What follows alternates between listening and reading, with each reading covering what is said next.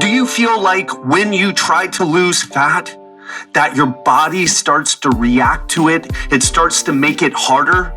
Well, guess what? There's truth to this. As you lose weight, your body tries to resist the weight loss. Some people will label this starvation mode. And what they end up doing is they blame their lack of weight loss or the fact that they regained weight on this slowdown in their metabolism. But guess what? Starvation mode doesn't really exist. However, in today's episode, we're going to dive into the must-know things about what happens with your metabolism and how to counteract it. So if that's what you're interested in, you're in the right place. You're going to learn things in this episode that it will be hard for you to learn anywhere else. These things just aren't talked about. What's up, my friend? My name is Ted Rice. I'm a health expert and host of the Legendary Life podcast. If this is your first time listening to the show, what we do here is we break down science-based information on how to lose fat, prevent disease, and live a longer, healthier, legendary life. And if you are interested in that, click that subscribe button wherever you listen to podcasts so that every time one of my episodes, interviews, or Real Talk Fridays comes out, you'll be the first to know. And if you've been listening for a while and you know that I am running a 7-day fitness challenge, well, guess what? I have a date for you. We're running our next 7-day challenge on Friday, July 3rd. That's this Friday, July 3rd. And guess what? There is a cap on the people. So if you're interested in getting coaching from me for 1 week for free and losing weight, getting results in 1 week, go to legendarylifepodcast.com/challenge and sign up now. So let's get into it. Starvation mode doesn't exist. It's not a real thing. But your metabolism does slow down as you lose weight. Why does this happen? Well, it's two big reasons. The first reason is, guess what? Smaller bodies burn less energy. There is this belief that, oh, I'm bigger, so I have a slow metabolism. That is not true. That's like saying there's a Ford F-150 and a Honda Civic at the stop sign, and the Honda Civic's burning more energy than the Ford F-150. Does that sound right to you? Because it actually takes energy to keep weight on your body, whether that weight is fat or muscle. In fact, fat, it takes energy to maintain. Fat increases your resting metabolism. If you gain more, if you go from 150 to 200 pounds, you're burning more energy than you were before in your resting metabolism. And I know some of you are nodding your head. That's not true. Yes, it is. Because guess what? I didn't say you exercise more. I didn't say you eat less. I said your resting metabolism. That's an important nuance. So in fact, it's probably harder when you have 50, 60, 100 pounds more on your body to move around more. But that's not what we're talking about right now. That's a talk for another time. So just understand, smaller bodies burn less energy. So if you lose 20 pounds, 50 pounds, 100 pounds, you burn less energy than what you did before for your resting metabolic rate. But there's something else that happens. It's called adaptive thermogenesis. So what does that mean? Your body starts to fight the weight loss. And it does it by two main ways. One is that it actually slows down your resting metabolic rate. So your metabolism can actually slow down as you're losing fat. Now listen, if you're not losing fat or you're gaining weight, this ain't happening to you. So I want to make that clear. If you're gaining fat, it's not because your metabolic rate is slowing down. I'm talking about if you're trying to lose, if you've lost some weight and then it started to slow down, this is what's happening. Apart from what we talked about already, that smaller bodies burn less energy. So most of the slowing down comes from two things. One is your resting metabolism. We know that from studies, about 2 to 5%, you're going to experience, or some people experience about a 2 to 5% drop in their metabolism when they go on a fat loss diet, regardless of the diet. Because if you don't already know that it's a calorie deficit and has nothing to do with carbohydrate or low carb diets or Atkins, or you need to listen to this podcast more because you got some serious misconceptions. So it doesn't matter what diet you're on. What matters is, are you in that calorie deficit? Because if you are, then you can experience this 2 to 5% drop in your resting metabolic rate. But guess what? That's 2 to 5% on average. It can be as high as 10 to 15%. And by the way, it's a small amount. So let's say that your resting metabolic rate is, I'm just going to throw out a number here, 1,800 calories, right? 10% of that would be 180. 5% of that would be 90, right? So we're not talking about a huge drop here. But it can make a difference, especially for the people who are outliers who experience that 10 to 15% drop. And just FYI, bodybuilders, when they step up on stage, physique athletes, people who get shredded, ripped, and they diet down for months and step on stage, and you're wondering like, how can you see like all their butt muscle fibers, right? Those people. They can experience a drop of up to 30% in their resting metabolic rate. But guess what? This isn't the big problem. And let's face it, you're not a bodybuilder. You probably wouldn't be listening to this show. You'd be listening to another show. And what I mean is you are a competitive bodybuilder who gets up on stage and diets down.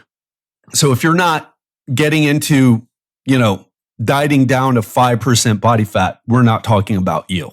But most people can and will experience a slight drop from 2 to 5% on average to the outliers who can experience a 10 to 15% drop. But again, even 10 to 15%, that's not that much. That's like having one less orange a day, right? Or one less Kind bar a day. Where the real big issue is something called NEAT.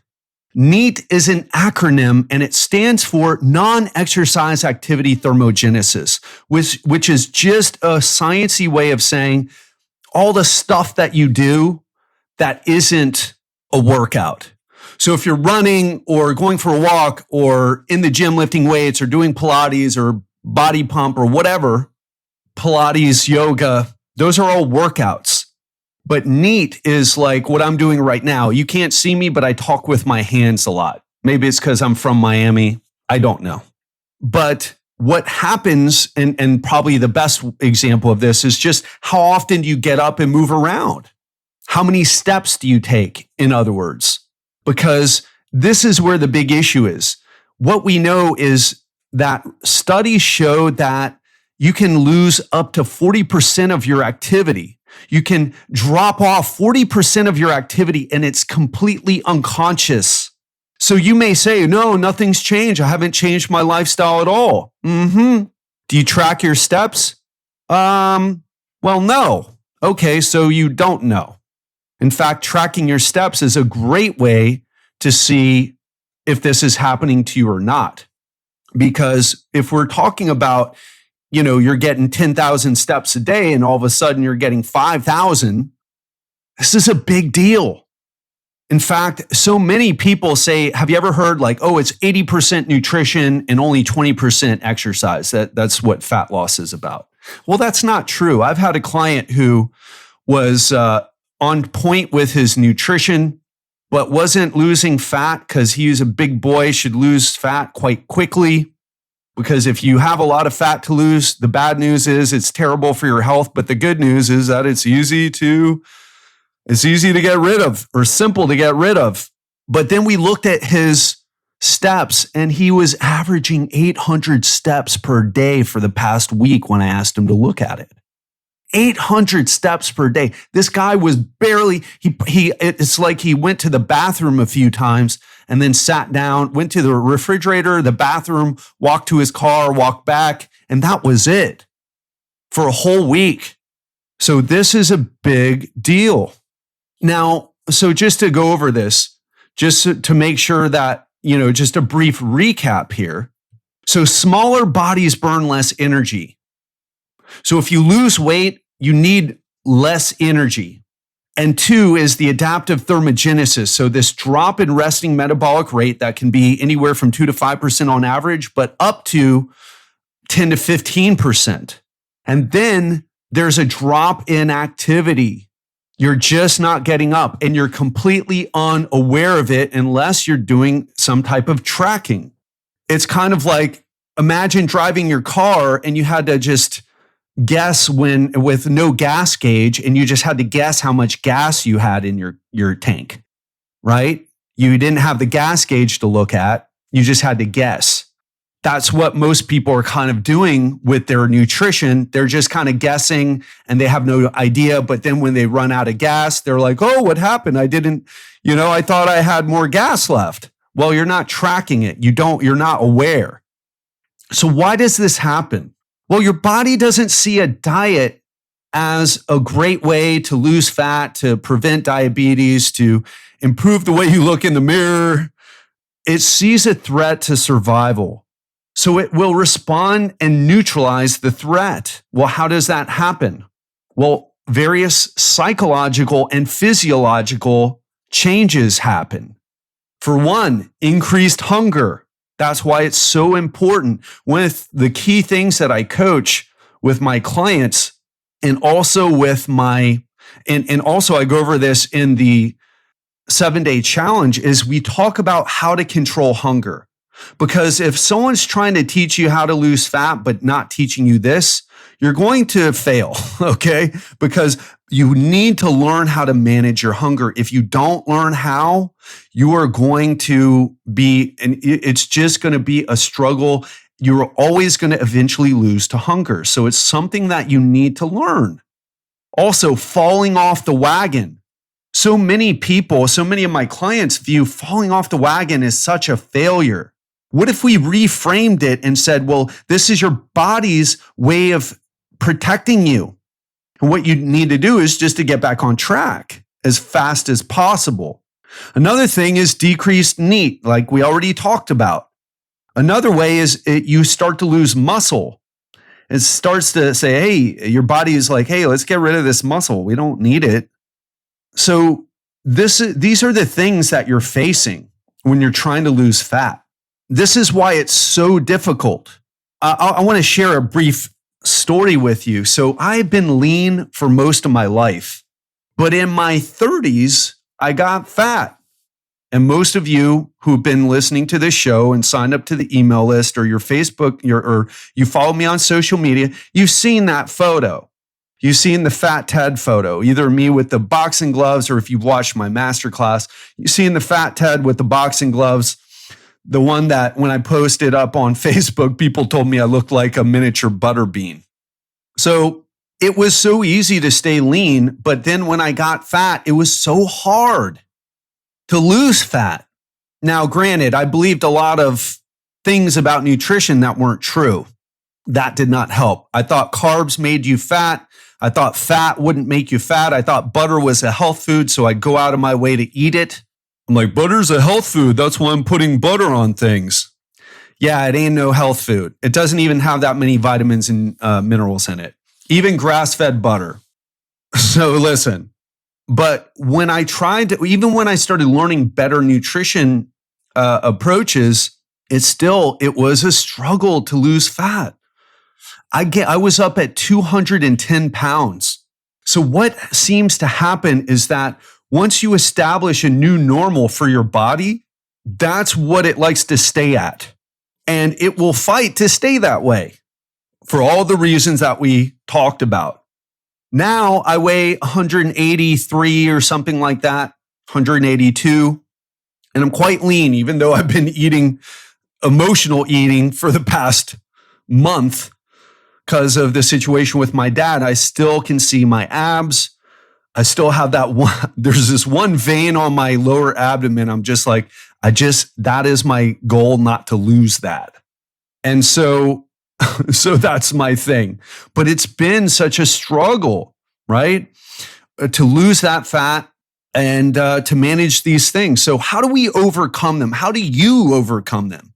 Well, first of all, you've got to understand what's going on. You've got to be aware that what you're trying to do is going to take some work, not just physically, like, oh, I'm going to have to learn new skills. I'm going to have to learn more about nutrition. I'm going to have to unlearn all that garbage that I learned from all the gurus who told me, that carbs make you fat and fat doesn't make you fat. In fact, one of the biggest issues that I see with my coaching clients is that they're eating way too much fat. Especially if you're the type of person and you're like, well, I don't eat junk food. I don't understand my problem. I'll eat a little bit here and there, but that's not the thing. I don't eat junk food. Well, guess what? You can get fat eating cookies, ice cream, and potato chips. And you can get fat eating ribeye steak, olive oil, avocado. So you got to understand that. And you got to be aware of that. As you lose fat, these things come into play that will stop you. The second thing is you got to set realistic goals. So if you're on your own, what I would tell you to do is 1 to 2 pounds per week is what you should shoot for. So that's like in 12 weeks, that's 12 to 24 pounds. Now, with my coaching clients, for people who have a lot of fat to lose, I get 20 to 30. I've even gotten 40 pounds. I've even gotten clients who lost 40 pounds. So with good coaching, you can even make better progress, but on your own, don't try to do that. Or you can try if you want. It's probably not going to work out for you.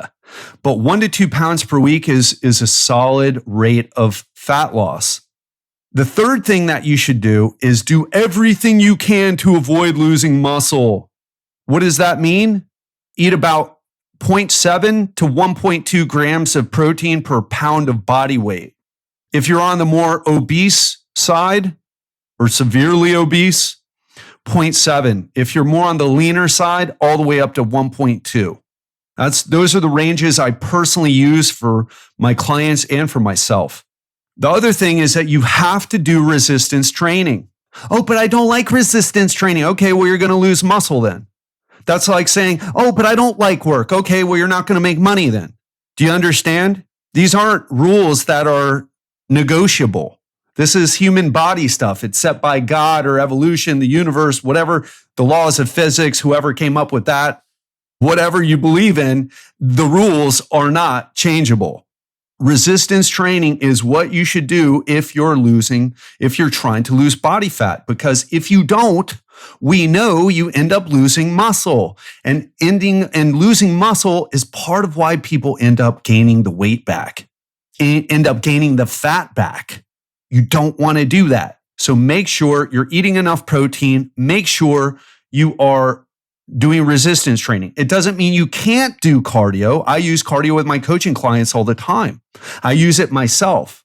I think there's great reasons to include cardio. Most of it goes beyond the weight loss thing. It's just more about feeling good. I find that people who deal with more negative emotions, like myself, benefit more, or brain fog, negative emotions, anything like that, benefit more from cardio. But when it comes to just fat loss, you've got to prioritize resistance training. This episode is sponsored by Organifi. Do you want to know a secret that all my coaching clients follow? It's really simple, but powerful. Add vegetables into each meal. But let's be honest, most of us, including myself, don't eat the recommended servings of vegetables and fruits each day. So for those of us who are on the go or have trouble eating healthy, having a greens powder makes it easy to get your greens in every single day, no matter how busy you are. And that's why I use and recommend Organifi Green Juice, a superfood powder that you just add water to so that you can get your greens in even when you're on the go. The best thing about Organifi Green Juice is that it actually tastes great. But don't believe me, try it for yourself. And use the code TED20, that's capital TED, the number 20, at www.organifi.com. That's Organifi.com to receive 20% off your first order. But hurry, this is a limited time discount for Legendary Life listeners. Now, back to the episode. The next thing is track your steps to make sure you are moving the same amount. Now, I use the Oura Ring. I don't have any affiliation with them. I used to, but just wasn't worth doing it. So anyway, it's awesome, but I don't recommend that you use your phone. So if you don't want to get something like an Oura, which is more of a sleep tracker, not an activity tracker, get yourself a Garmin or some type of wearable like a Garmin or a Fitbit or whatever. But track your steps that way. You can even use a pedometer if you want. But track your steps. And if you see that you're starting to go down in your steps, you know that some of this adaptive thermogenesis is taking place and that your NEAT is decreasing. And NEAT, so now look, I'll tell you a quick thing here. People used to tell me, oh, well, I think walking is a great form of exercise. I used to be like, wow, you are really lame. That's how I thought in my 20s. Wow, you're a loser. Either do high intensity interval training or do weightlifting, but walking, but I am wrong. I was the idiot. I was the one who is wrong. Walking and getting up and making sure that you're taking the stairs and parking taking the stairs when you can and parking far away from, instead of driving 10 minutes to get the parking spot right in front of Walmart or Publix or Whole Foods or wherever the hell you do your shopping, parking farther away and walking your lazy butt, and we're all lazy, by the way, so that you get more steps in, so that you get more walking in. But people do the opposite. So track your steps. It's huge what it can do for you. And the last thing I would say is think long-term instead of short-term. Whatever you do must be sustainable. Now, there is something else I will say about this. What I encourage my clients to do is this. It's harder to build it than it is, and it's easier to keep it, is what I teach. It was hard for me to get lean.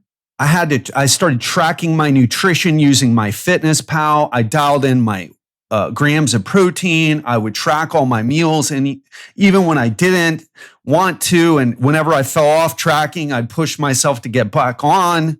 I would, get myself to do exercise when I didn't even want to.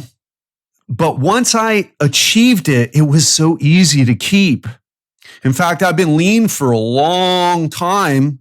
The only time that I've ever had trouble staying lean is in the past month when my dad got sick. I emotionally eat. I've been an emotional eater for most, if not all of my life. I used to binge eat Halloween candy when I was 10 years old, 5 years old, 6 years old. And it never dawned on me until I started realizing that. But for most, so that's a different situation. When those things happen, you have to learn how to deal with them. But I'm not talking about when the inevitable bends in the river of life occur. I'm talking about whatever you do now, it must be sustainable. However, be willing to do what it takes to get results first, learn what that is, and then start to back off. That's what I teach. It may seem like a not that useful perspective, but I will tell you it is really important. You must prove to yourself that you can do this, because most people have a belief that, I can't lose weight. I can't lose weight. It's too hard. My body just resists weight loss. It's like, you just don't know how to do it. So prove to yourself it can be done, because the first thing is you need to break that belief. I can't lose weight. Really? If we throw you on an island in the South Pacific by yourself and you're going to eat bugs and climb trees to get coconuts, you're not going to lose weight? What you're really saying is, I don't know how to lose weight because I take the kids to school and I work 40 to 50 hours a week. I run a business.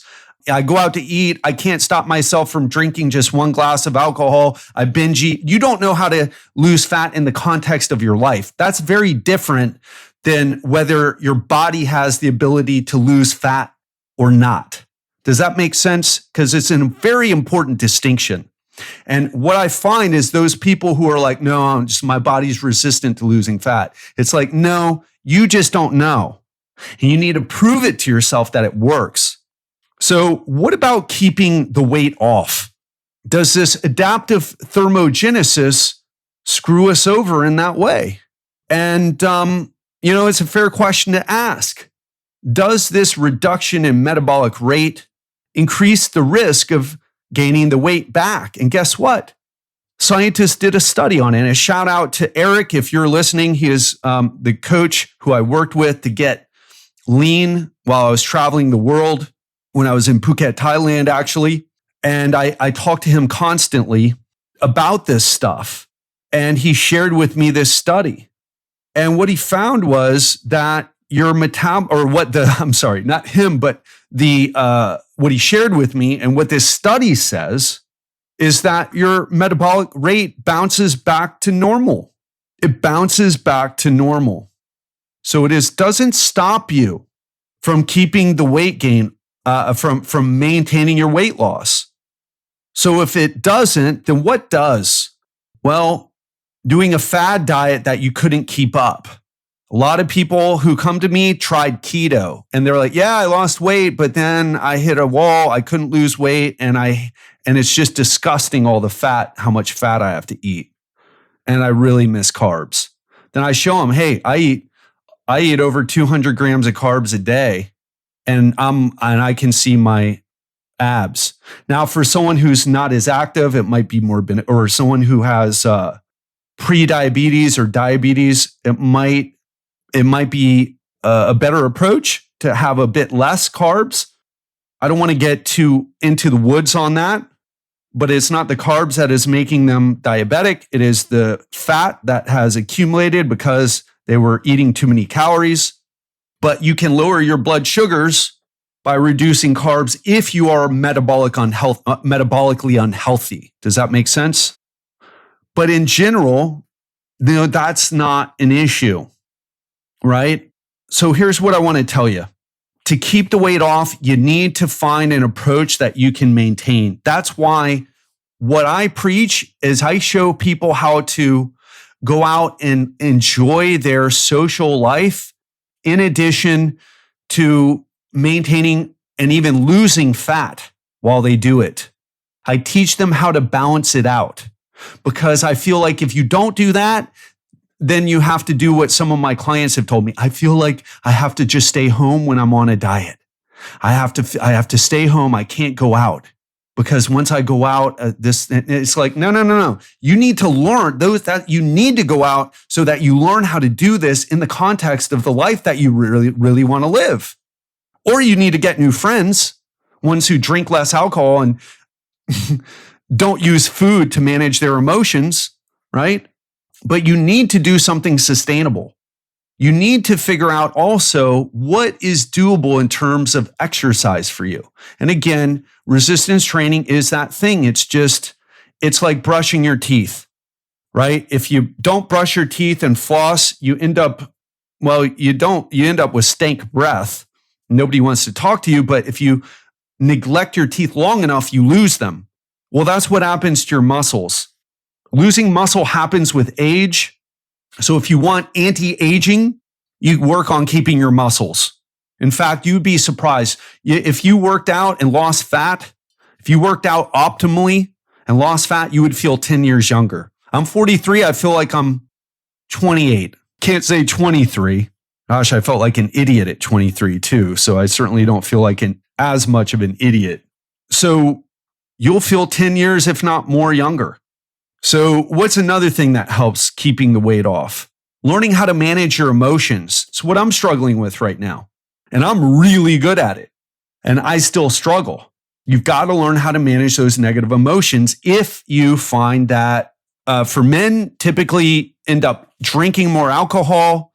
Women typically eat more based on the studies that we have. So you've got to learn how to manage your emotions. What is missing in your life that you keep turning to food or alcohol or both to make you happy? Because that's why you eat and that's why you drink alcohol. Oh no, I just like the taste of wine. Really? Every night? A bottle every night? You just like the taste of wine? Stop lying to yourself. You gotta eat until your stomach is bloated every night just because you like the taste of food? Stop lying to yourself. You're trying to feed your emotions. You're trying to drink away your emotions. You're trying to influence your brain chemistry, and it doesn't work because the alcohol wears off and then you wake up feeling like crap in the morning. The food gets stored as fat, and then you see yourself in the mirror, and then you feel bad again, and then have even more negative emotions to deal with because now not only do you have the negative emotions from your relationship or the financial stress, but now you have it because you don't look like what you see in the mirror. So these are the things that must be managed if you want to keep the weight off for good. Now, I could keep going, but I think I've covered a lot today. We covered some science, we covered some psychology. And just to recap the points here, your metabolism does slow down when you lose weight. And by the way, the weight could be from muscle or it could be from fat. One reason is that smaller bodies burn less energy. The other is adaptive thermogenesis. It's a phenomenon called adaptive thermogenesis. So your resting metabolic rate can drop around 2 to 5% on average, but can be as high as 10 to 15%. And even more important is the NEAT drops, the non-exercise activity thermogenesis. Data shows a loss of 40%. And this is unconscious, and you can combat it by tracking. And this happens because your body tries to fight weight loss. It views weight loss as a threat to survival. And it tries to combat it by increasing your hunger, issues with staying on the wagon, you fall off, your activity goes down, and you lose lean muscle. And so we talked about how to keep them, how to overcome those things, right? And then we talked about how to keep the weight off on for the long term. You've got to learn sustainable habits. Although, again, I would challenge you to first prove to yourself that you can lose fat to begin with, because most people have this belief that they can't. And then you need to figure out what's sabotaging you. Is it financial stress? Is it relationship stress? What keeps causing you to come back to food or alcohol or both to make yourself feel better? You need to get to the root of the problem.